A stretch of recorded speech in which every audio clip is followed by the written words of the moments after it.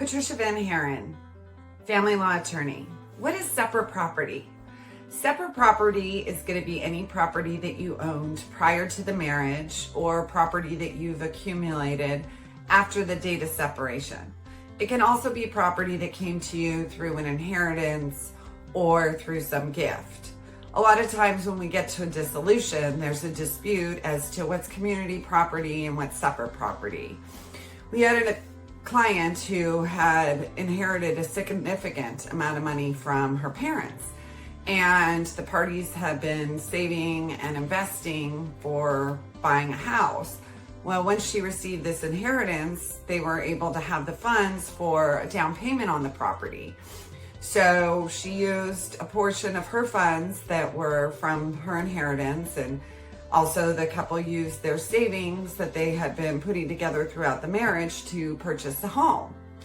Now, once we got to the dissolution, we were able to trace back the money that was this separate property that was contributed to the house and get her reimbursed for the $100,000 that she had put in from her inheritance. Now, the remainder of the house was community property, and that was divided between the parties. But she was at least able to get reimbursed for her separate property share.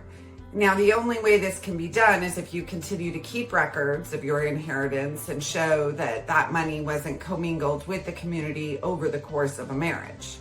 Another thing to consider in regards to separate property are those debts. So the debts that one person brings into the marriage, if those debts are still in existence at the time of the divorce and the couple hasn't accumulated more debt on either that credit card or that loan, that debt would continue to be the separate property of the spouse who incurred it.